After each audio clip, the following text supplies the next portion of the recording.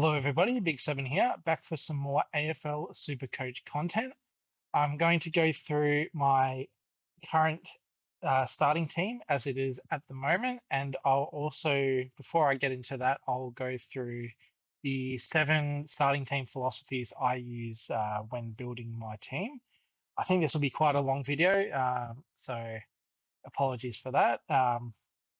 Or maybe not apologies. Maybe you do want a long form content, but if I had to guess, I'll probably be yapping for about an hour or so. So make yourself comfortable and enough with the yapping. Let's get straight into my starting team philosophies.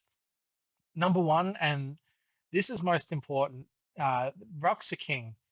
And this isn't just because of the ruck rule changes this year. This is normally my number one rule. Rucks are very make or break. There's only so many rucks that you can pick, and looking at last year, there were 3 ruckmen that averaged above 120, and that was Grundy, Sherry, and Gawn. If your finishing team didn't finish with at least 2 of them, and you could have had all 3 and had one in the flex, but if you didn't finish with at least 2 of them, you're just leaking points compared to the rest of the competition. And it matters more for rucks because there's less options.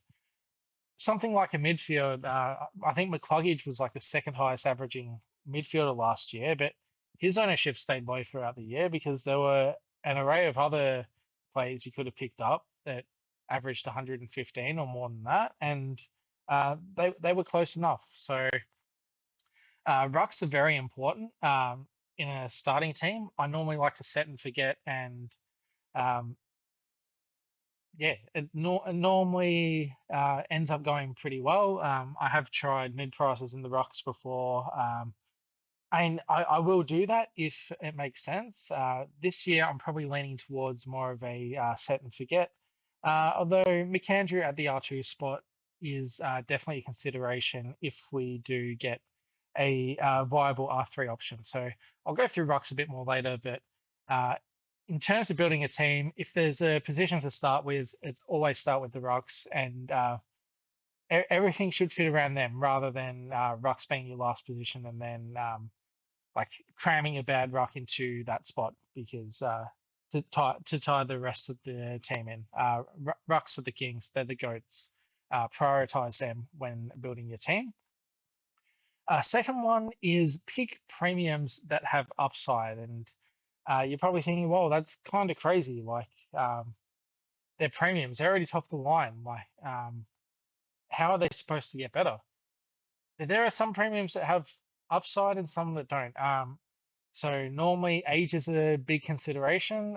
So going back to last year was probably like in defense picking a Nass or a Holmes instead of picking a Zorko. They were similarly priced, but Zorko at his age, I didn't think there was much chance of him replicating his average, whereas Holmes and Nasiah proved that they could go to another level with youth on their side. So premiums that have upside, it's normally age upside, but that I'm going for. But there are some certain scenarios where club changes or um, a premium that has been injured in the past but has their body right in like a full preseason this year compared to a previous year. That's the upside that I am looking for when picking my team. The third point, and it kind of relates to picking premiums with upside, but your underpriced premiums, I want them to finish top 8 in their position if it's defender or forward, top 10 if it's a midfielder. Because at the end of we've got 40 trades. We should be getting close to an ideal finish team. Last year, I was able to do that. I ended up with, I think McKercher was my 23rd, and he averaged close to 100 in my side. And um, I ended up starting Will Ashcroft last year and held him throughout the year. And he was fine as a starting pick, but he wasn't close enough to top 10. So I was leaking points in that mid-8 position. The rest of the team was in a good spot and kind of making up for it. But if I had my time back, I wouldn't have started Will Ashcroft as a keeper, even though he was like relatively cheap. I think he was around like 450 odd last year. Um, but yeah, just by the time you get to the middle of the season and you end up with these kind of awkward guys that aren't quite good enough to keep up with the Joneses at the top of the leaderboard, but they're not bad enough that you want to use the sideways trade on. I'm not really interested in those players. They have to have the potential to finish top 8 to top 10 at the position. Doesn't mean that like they necessarily have to, um, but they do have to have like the upside to be able to finish in that spot, for instance. So I guess the examples I will use this year, Miles Bergman, I think he can do he can do around about 105. I think 100 to 105 is what I would put my estimate. And I think the D6 position will, like whoever ends up being D6 this year will probably be going around about like 107, 108. So he's close enough to uh, top 6, I think. Whereas someone like a Jack Steele, who I think he's priced at about 95, I think he can do somewhere between 100 to 110. So he's clearly underpriced, but I don't think that'll be enough for a premium. I think the top 12 midfielders will be doing 115 plus. I think there were 10 of them that did 115 plus last year. So that's probably an example of that. Next up, avoid old players when possible. It does relate to picking premiums with upside. Sometimes you aren't able to do that, but probably thinking about it this year, a direct comparison would be Ash versus Whitfield. I mean, Whitfield, he's the more proven player.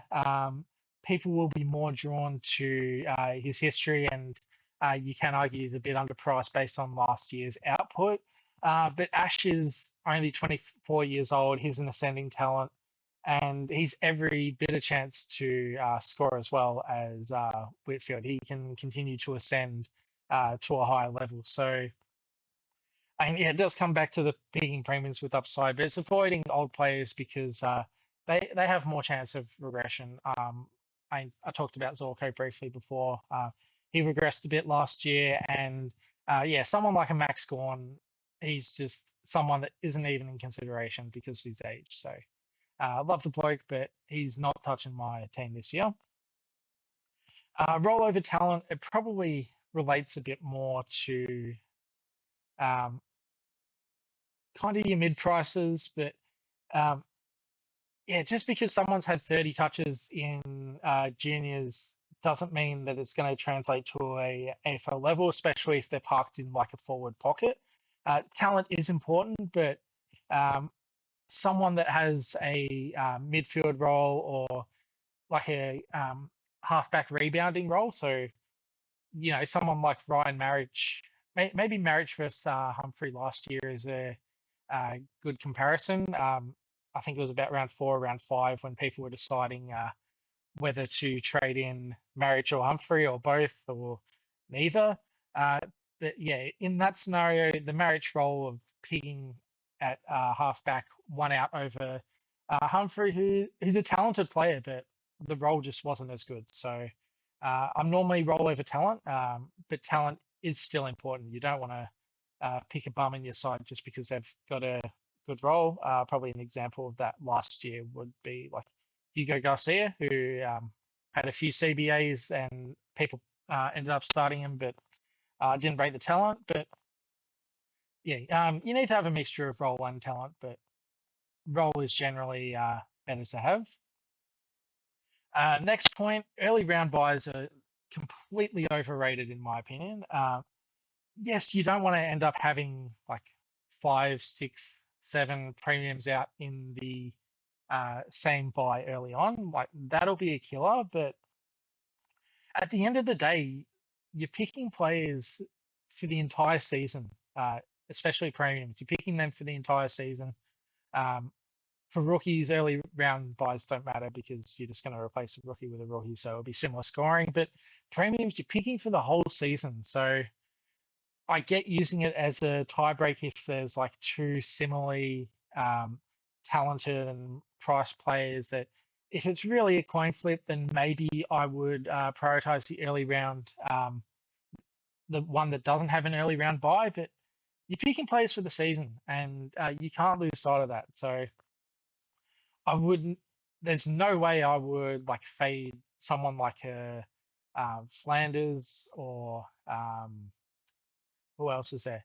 Dacos probably is one for me where yes, he's got an early buy, but he's just underpriced in my opinion, and I think Dacos can be a top three midfielder in Supercoach scoring, if not even one. So I'm not fading premiums because of early round buys. Yes, they can be like a tiebreaker, but I think I've seen teams where it's just like they'll have one player in total from the early round buys, and the rest of the team's just garbage. So don't overemphasize the early round buys.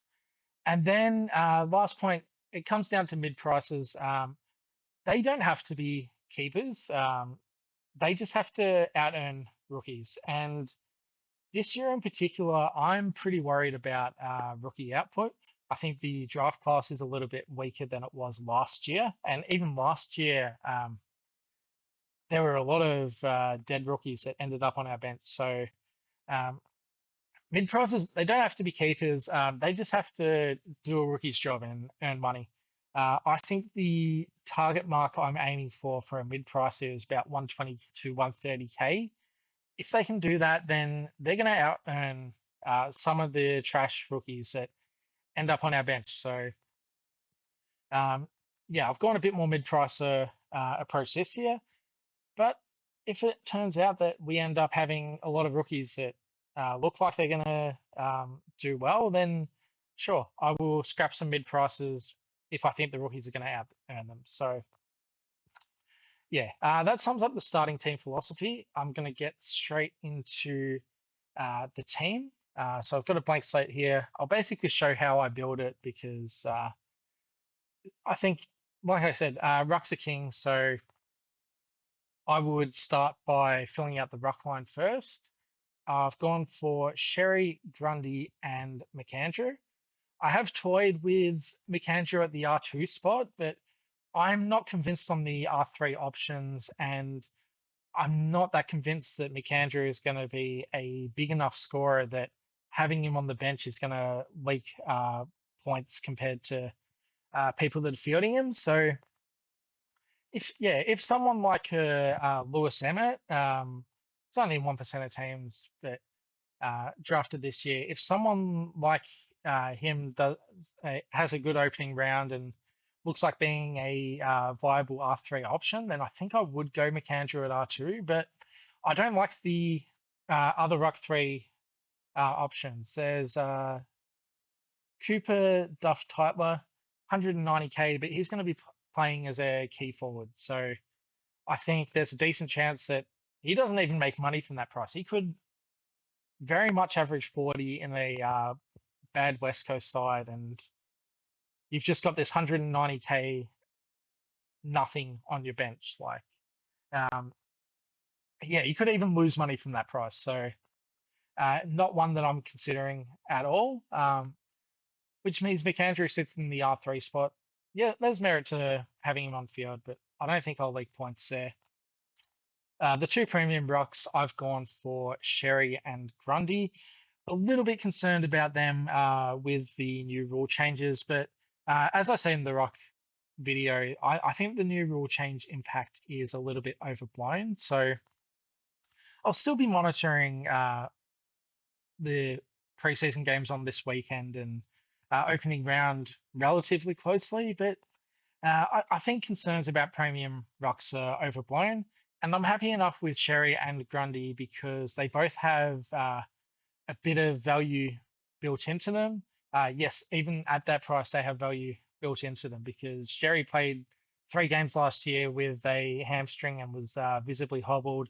And then Grundy started the year slowly off the back of a preseason knee injury that he carried through the first couple of rounds. So both of them, they do have upside, even if the new ruck rules cut them down a little bit. That being said, if anything substantial was to happen to Sean Darcy, Luke Jackson would be straight in the side. Uh, and yeah, Tim English could be another pivot option if it looks like the more athletic rucks are going to take over the game. I mentioned TDK as well in the quadrant episode I did with George, SDS, and Spills, and also in my rucks video. I still don't mind the pick. He's kind of goes back to that point I made about premiums being top 8 and top 10 in their line. I don't think TDK is going to be close enough to the top rucks to be like a comfortable selection. Yeah, he could just be an expensive bridge to a better ruckman down the line, but with the early round buy, and yeah, I think he's only going to go around like 110. I'm not concerned about the ruck split with Marshall, but I am concerned about I guess the ceiling and uh, just in terms of like a real life ruck. Like I don't think he's top 5 in the comp, so I can't expect him to score like a top 5 player in the game. That being said, if he looks really good in an opening round, I could be tempted back onto him. But yeah, here's one that I was on, but I'm off him for now. Still represents value at the price, but not close enough to the top dogs for me to pick him. So next, I'll go through the rookies I have. And yeah, normally what I do on a like Thursday night on the at the start of the year is like I would clear the team out completely, fill the rocks, and then fill the rookies, and then piece the rest together. So the rookies, I do have to say I've done a fair bit of research, but I know others have done more, and we'll get more data points from the preseason games this weekend as well as opening round. So the rookies I've got in defense, Euland, playing on a wing is probably not ideal, but he can do 60 to 70, make 100 to 150K, and that'll do me. The wing role at Gold Coast has been fine in the past as well. I think it was not last year, but the year before, Sam Closey was a rookie that we picked up around about round 7 or round 8. And I think he made like 200K. So the wing role has been good in the past for Gold Coast, and Euland obviously a top talent. I think the wing role's okay for rookies, so I've gone for Zeke. Next up is Le Grill. Still can't spell the name. 170K. A little bit unsure about this pick, but he lit it up in the practice match allegedly. I haven't been watching any of them, to be honest. Like, I do find that they are probably more of a trap than a help. But they are helpful for rookies. But at the same time, there's enough people watching them that people give you the insight you need on rookies, and you don't get baited into some of those mid-price traps. So I'm not watching preseason or practice matches, but apparently Grill looked good, so I've got him in the side. Next up, I have Jakes, another one that apparently looked good. There's a spot there at the Dogs with Bramble apparently out of favor, so I've gone for him. Next one is Gibkiss. He's perennially injured, but he is fit at the moment.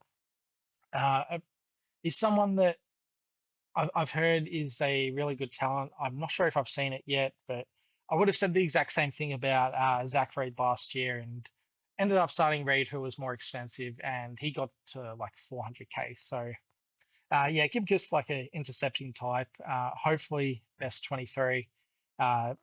Bit of a concern about his spot once Boston returns, but I think with the wraps on him that he will probably hold. And then the last one is Lindsay. He's another one where there's a bit of concern about job security, but yeah, I think Duggan and Hoff and Baker are going to be missing the start of the year. Baker has been used in other positions at West Coast though, and Lindsay does look like he's got the scoring profile to score well. So I'd rather take the risk on him and he gets dropped and he sits on the bench rather than miss him and then watch him shoot up to 300k. So Lindsay is in my team at the moment. Rookie mids, start with Jagger, a top pick last year. I think, is he the most owned player in the game? Yeah, he is. 77%. I'm just not going to talk about him then because he's probably the most locked player in the game. Next up, Will Brody. He absolutely killed me in 22. What year did he kill me? Yeah, 2022. Refused to start him at 220k, even though he had the role. Um, Started the season okay. Tog was pretty low, but he was scoring well. I was like, nah, this is a flash in the pan. He'll come back down to earth, and traded him for the year, and he averages 100. So a big part of my bad 2022 season. I can't believe he's only 27 years old as well. So probably like he's close to his prime, and if he is selected, then I will be picking him. The job security isn't the greatest. I think Wines is missing the start of the year, and who knows what's happening with Horn Francis and his foot. So yeah, he could be. Um, Job security might not be great. Extra bench spot probably helps him though. Like I said, he's been a low tog kind of good points per minute player in the past. So maybe the extra bench spot helps him break into the best 23 and maybe he can play 60% of game time and average 100 again. I still have scars from that and I'm not going to double down on that. Next up, I have Farrow. He's in the midfield because I don't have enough spots in defense. Defense rookies seem to be where it's at. Essendon defense rookies generally pretty good. We had Pryor and Reed last year, and yeah, I'm pretty sure Farrow will be best 23 and a decent draft profile, top 10 pick as well. So Farrow's in the side. I've also got his teammate Dyson Sharp. 150k. I'm a little bit less sure about this pick, but there aren't a lot of really good rookies going around. So he's someone that's in there. Yeah, kind of. I'm not 100% sure on this pick, but he could end up having kind of like a Sardis low tog role. Yeah, or he could even just not be best 23. So he's someone I'll be watching close. Oh, someone I won't be watching, but I'll be interested to read about what he does on the weekend and how Essendon's midfield mix looks. But yeah, I'm a little bit less sure about him. We'll see what happens. Dersma, I don't know why I didn't put him in before, but yeah, he's in the side. Top draft pick. I don't think the wing role is too bad. Do worry about him being in a bad side, but apparently looks good in the Pracky. And his brother Xavier Dersma went 75 in his rookie season playing a wing role. So happy to pay up for Dersma because, yeah, I don't really like a lot of the basement rookies. And then Chase Jones, yeah, I think he's best 23 for Adelaide and another one that he can score when he plays. Like he's not going to tear the world apart, but I think he should be best 23. And if that is the case, then he can get up to like a 300k, I think. So abolition of the sub rule probably helps him because he's been sub a fair few times in the past. So Chase Jones is in the side. And then the forwards, Dev Rob, Philip Ho. Yeah, Devin Robertson I think he's going to play midfield this year for West Coast and should be best 23. So getting that CBA role at that price is a no-brainer. Philippou, I've had big raps on for a couple of years. It's unfortunate he's been injured, but I think he's a lock. And yeah, if he gets his body right, he can easily do 80 plus. So I've got Philippou. Um, Next one is a little bit of a pod. Cooper Hines. I was doing a little bit of research on him today.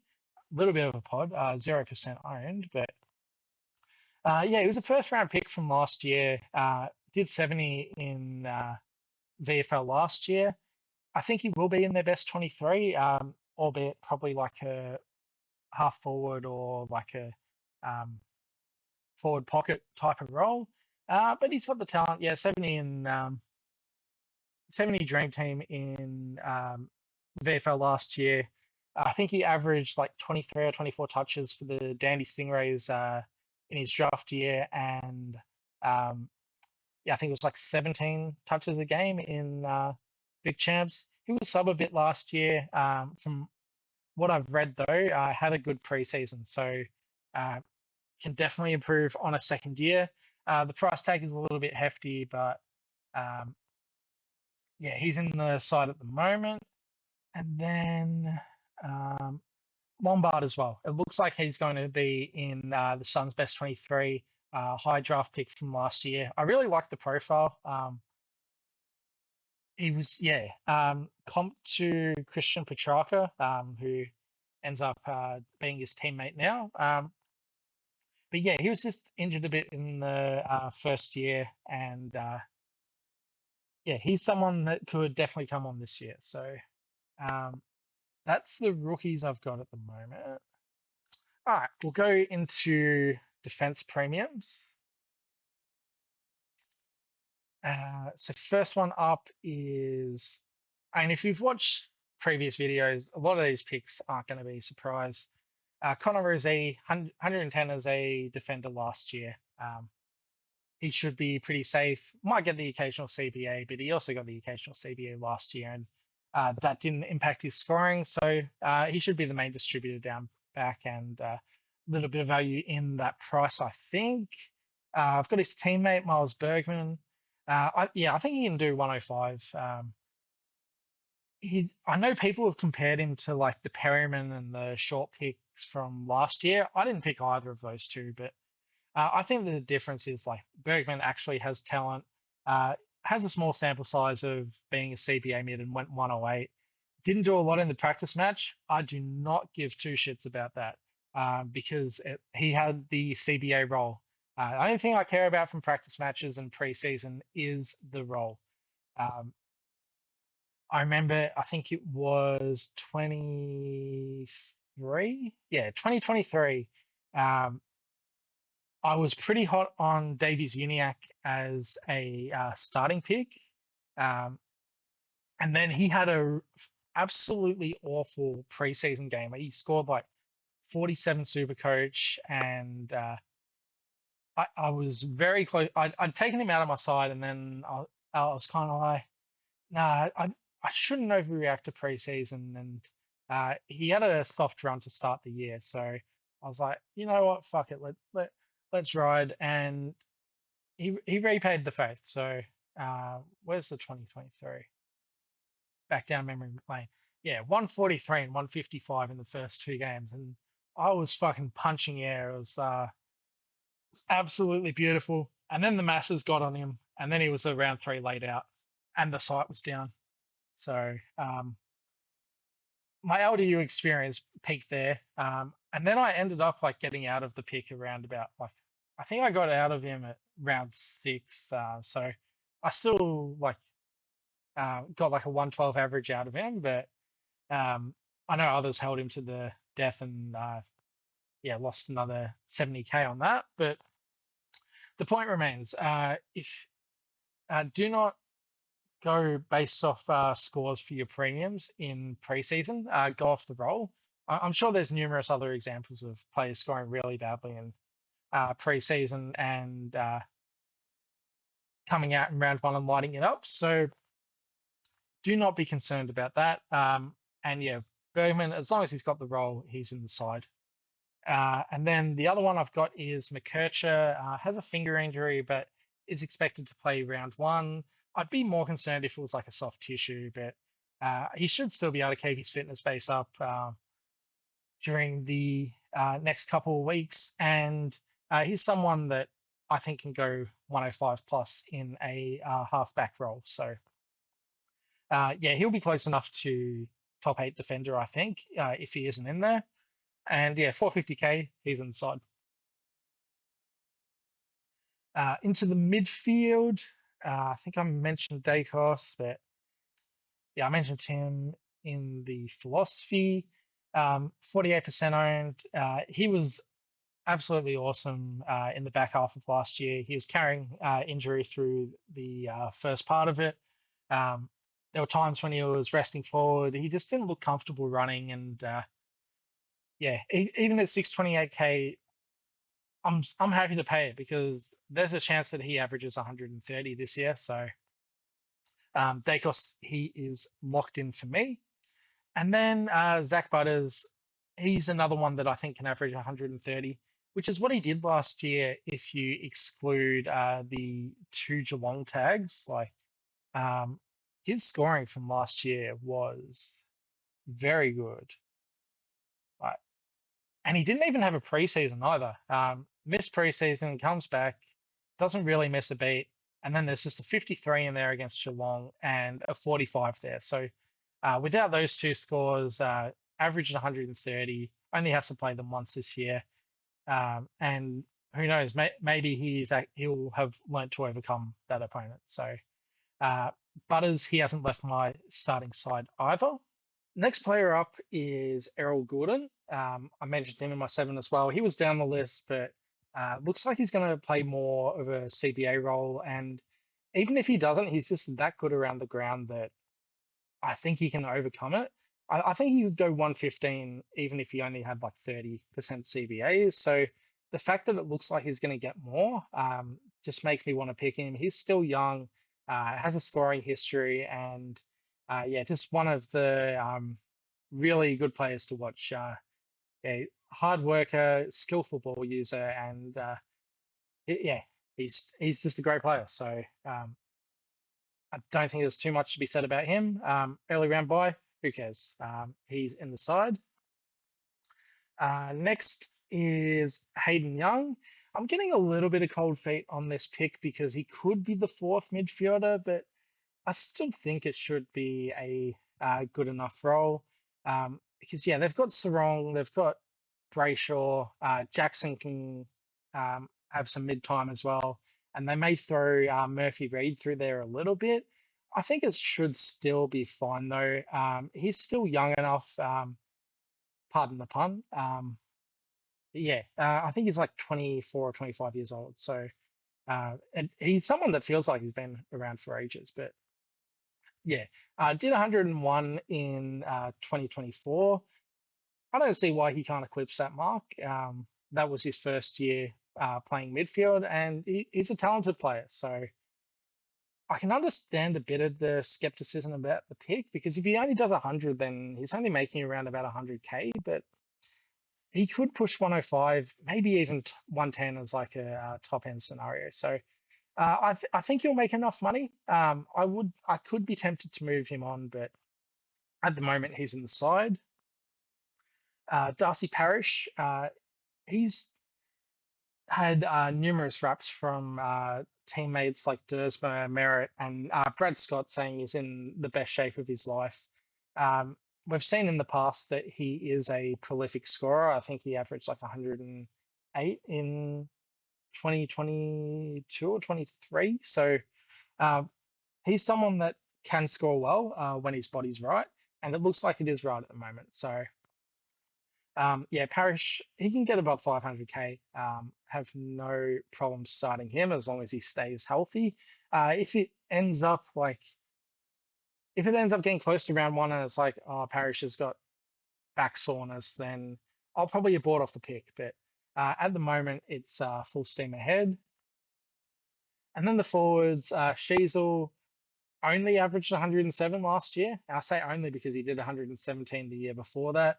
Uh, yes, the role is worse from 2024 to 2025, but yeah, he's just the ultimate professional. He could easily do 115 this year, and he should be like the top forward by some margin, in my opinion, unless like some really good midfielder gets DPP. I think Jesus is going to be the top midfielder by distance and has age upside and really just a no-brainer pick. Next up is Flanders, another one who's another no-brainer pick. Under 400k in 23, I think. 23 or 24. I can't remember which year it was, or might have even been a combination of both. But he did 110 in a CBA role. He's a pig, and he'll be playing midfield for St Kilda this year. So there's not too much to say about him other than you're a fool if you try and fade him. Because, yeah, if there's going to be someone that challenges Sheasel for the top forward, I think it'll be Flanders. So I've got him. Next, I have Cozzy Pickett. I've been tossing up between like him and Petrarca for a bit, but it really just comes down to the age, and it sounds like Cozzy's going to play like more as a pure midfielder this year instead of like a midfielder that plays the CBAs and then drifts forwards. So yeah, Cozzy, he did 99 in games when he had like 60% or more CBAs last year. Maybe he can do 105. And yeah, with no buy and yeah, age upside, I've got him as a preferred option over Petrarca, although I do like him as an option, and I'll go through a few players that were close to being selected after I finish the team. And then I've got to go my boy, Joel Frazier. Third-year player, there's just immense raps on him. I was on him when he was at 4%. He's up to 8% now. There's just so much love coming out of the Dogs camp for him, and I think he can crack into that Dogs CBA rotation and be like the third or fourth midfielder. So if he gets that, I have no doubt that he can score well. Last year, he had like 5 games with 30% or more CBAs and averaged 100. So it is dangerous to bet on third-year players sometimes, but I back the talent and the dog system, and yeah, we'll see in round 0, but ultimately I think that in my forwards video I said the thing I was most scared about was Frazier having a massive opening round, and I think that is still the case. I want that ownership to stay below like 10%, but it won't. But yeah, I can dream. And then the last player I've got is Harley Reid. He's in the flex spot. He's another third-year player that I think he can break out. He's a little bit dicey. I think he can average anywhere between 90 to 110. His rookie season, he looked awesome. In the first half of that rookie season, he averaged 85 and then tailed off as some rookies do with like the load of the season. And then last year, he was visibly overweight and yeah, just didn't look as good as his opening year. But the talent is immense. Like, there's a reason the Western Australian newspaper writes about him as much as possible because he's going to be a top 5 player in the comp. And this year, he's noticeably leaner. And yeah, I think he can do anywhere between 90 to 110. I'm thinking, I'm probably being a bit hopeful, but I think he can do 105. 110 is probably a top end outcome. But if he does 105, then he makes 150k, and yeah, he's basically done the job of a rookie, and he's also made West Coast games watchable. And bang, through the power of editing, the team is in a more readable format. So in defense, Rosie is the big dog, McKercher and Bergman as underpriced premiums that I think can get close enough to top 8. Butters, Dacos, they're locked in. I could see myself going off Errol, but uh, he's such a likable player. I would only really be getting rid of him if I needed to change structures. So, for if example, if like a some rookies in defense don't get named that I expect to get named, then I would be happy to turf Errol, but don't really want to. Young's still a little bit sketchy on, but I'll probably end up going with him. Parrish is locked in. The three midfield rookies on field. Brody, he has to be fielded if he plays, but if he doesn't, then I guess I'll field Farrow. Sherry and Grundy as the big dogs in ruck. McAndrew in the R3 spot, unless something comes up with like Lewis Emmett looking good, or um, maybe a Reedy. But I'm not really sold on Reedy's ability, so yeah, I think if Reedy plays, like he'll probably struggle to get to 200k. So and maybe someone comes out of nowhere, but at the moment McAndrew's at R3 for me. And then the forwards, Sheasel, Pickett, Fraser, and yeah, Sheasel's a lock. Pickett, Fraser, yeah, two ascending talents, still pretty young. Can both go 100 plus, I think. And then Sam Flanders, he's a lock, absolute pig. Philippo and Dev Rob, and then Harley Reid in the flex. I could also see myself getting rid of like Reid and Young if like I've got a bit more confidence in the rookies, and then ending up getting another premium. But yeah, even some of the rookies I have at the moment, I'm pretty sketch on. So we'll see how things go. And then I've got the watch list as well on the right. And yeah, these are players that are close to selection, but could come in if things break right. But at the moment, sitting on the outer, Lockie Ash, probably my pick if I want another defender primo. Sorry, don't know where premio came from. But yeah, probably my pick if I want another defender primo. Jack Sinclair should feast with Nas in the midfield. Though Savani is a little bit of a hog in defense as well, so maybe not as much upside as I would have thought. But yeah, I think he did what 118 in games when Nas played like 40% mid or something like that. I don't remember the stat off the top of my head at the moment. Yeah, it'll be interesting though. Yeah, I think I would prefer Ash over Sinclair, but I can see Sinclair being a fine pick, just with the age as well. Probably preferring like Ash over Sinclair. Nass I don't have in here as well. I'm a bit concerned he like rests forward when he isn't playing midfield, and it could be similar to like a Sheasel last year when like Sheasel was one I faded at the start of the year, and that turned out well. I think you should expect a little bit of a drop going from defense to midfield. He scored okay as a midfielder last year, and Nass's gun. So if you want to pick him. But I'm leaning towards no. Callahan, what's the percentage looking like? Because I reckon it got as high as 14%.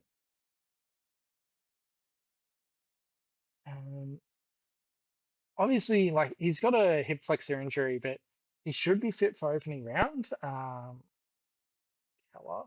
yeah, he's all the way down to 5%. Yeah, he peaked at about 14%, I'm pretty sure. So he was someone I was pretty keen on. Another young ascending player, really good in the transition game. I'm not worried about Tom Green missing time. He's still a good enough player in his own right to average 120. Yeah, just couldn't fit him in, but at the low ownership, he could be a really good one. Jackson, I mentioned him before.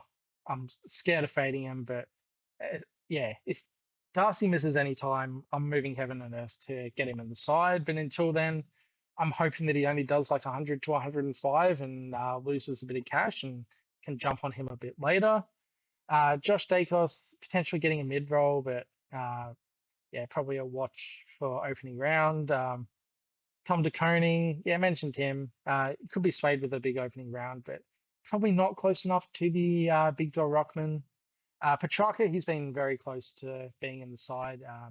Absolute gun in his prime, but he's also like 30 or 31. And yeah, coming off life-threatening injuries a couple of years ago, he can get close to his best again. but he is also a butcher as well. So yeah, I wouldn't say no to Petrarca, and like if I needed to get rid of like a Pickett or something like that, then Petrarca would be my pick. Sam Darcy's a very interesting one. Averaged 100 without the injury game last year. I normally don't go for key forwards in the starting team though, but he could be the exception to the rule. And then Josh Rochelle, yeah, he's an interesting one as well. If he ends up getting enough midfield time, I don't think he will. Probably should have had Connor McDonald in the watch list as well. He's another one that he could score well if given the role, but yeah, I need to see it first. So Rochelle and CMAC, two high risk picks, but I can see the upside in both of them. And there's probably a few players that I haven't mentioned that would be decent starting picks. So if you want some feedback on those, drop a comment. That'll wrap things up from me. I think my next video, I'll do a team update around about this time next week after the next lot of preseason games. And then after that, an opening round will happen. And then I will do my top 7 traps, which should be fun. Love putting some hot takes out there. I'll give you a bit of sneak peek though. Bont and Gorn will both be in that traps video, so there's no way I'm picking either of them, but I need to decide who else is going to go in that video. And then if I've got time, I think it would be fun to do like a roast your team kind of video. Like I know I've seen other YouTubers do like rate my SC teams, but I'm a bit more vindictive. If it's like a rate your team kind of thing, then you're like kind of pressured to be nice and you know maybe disguise your true feelings. But with a roast, you can be vindictive and fun, and, poke some holes, and um, yeah, I think it'd be a fun thing to do. But I'll decide if I get time to do that next week or not. And if I end up doing that, then I'll provide some way of submitting teams. So we'll see that. And then, yeah, so my team reveal next week, it's going to be my last team reveal until the start of the season. I don't want casuals to like click on a team reveal on the Thursday of the season starting and just copy the team and luck into a good rank that way. I think a lot of people that watch these videos at the moment will be having like their own opinions and things on players. And sure, like maybe you jump to like a Fraser because I'm hot on him, but like it's not just going to be a copy paste job. Like, yeah, I'm happy for people to take inspiration from my team and structure and all that, but yeah, copy paste. Screw the casuals. Us long-time grinders work too hard for the casuals to uh, get a top 1,000 rank in the first few rounds and think they're top shit. Like, nah, I'm not doing that. So, yeah, last team reveal will be sometime next week, and then probably the round 1 reveal probably be on a Saturday morning or afternoon. Yeah, I got some good plans for that. So, yeah, look forward to seeing you for the next video, and thanks very much for watching.